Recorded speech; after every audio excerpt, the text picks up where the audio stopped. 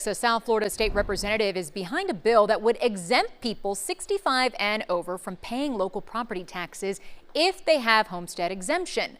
If approved, homeowners would only pay the amount allocated for schools. CBS News Miami's Yvonne Taylor joins us live from Southwest Miami-Dade. And Yvonne, many South Floridians support the move, but there are questions being raised about how local governments would adjust to this change.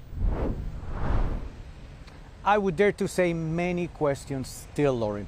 This is a House Joint Resolution known as AJR 205, and it's basically an amendment to the Constitution. So if approved, it would prohibit local governments from cutting police budgets from the money that they're getting now. And that's the interesting part, because some municipalities and counties may be ready and some may not. Carmen and Jose Calleiro are on the verge of leaving South Florida. We live from a fixed income. And if everything keeps going up and up and up for us, we won't be able to live. They are both over the age of 65.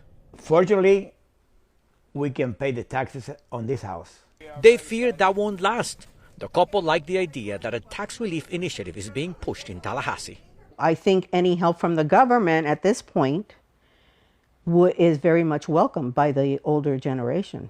HJR 205 proposes an amendment to the state constitution to exempt homestead property from all levies other than school district levies for persons who have attained the age of 65, prohibits counties and municipalities from reducing total funding for law enforcement, and provide an effective date.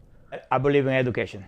The couple is in agreement with State Representative Juan Carlos Porras. He is the sponsor of the initiative. We have to have trust in our elected leaders that they need to prioritize the needs and not the wants. And that's public education, that is law enforcement, that is firefighters. Doral Mayor Christy Fraga acknowledges it's time to help senior citizens. But I think that they should also be exempt from school board property taxes, because that is the largest part of their bill. Fraga tells me her municipality is ready for the change because Doral is young. She did say other cities could be affected, even Miami-Dade County, since they depend on property taxes. Here in Miami-Dade County, that's over 60% goes to the counties and the cities. I think the issue at the state is that they haven't addressed the criteria in a very long time. As far as where the money would go to compensate the funds the municipalities and counties would not receive, Carmen and Jose Calleiro have an answer. That will be for the new generation to pay. We already pay our dues. There you have it. Well, there you have it. If HJR 205 is approved by the Florida House and the Senate, it will then go to the voters in November of 2026. They will decide if this goes forward or not. And by the way, we contacted the office of Miami-Dade Mayor Daniela Levin Cava for comments. We're still waiting for a response. We're live in Southwest Miami-Dade.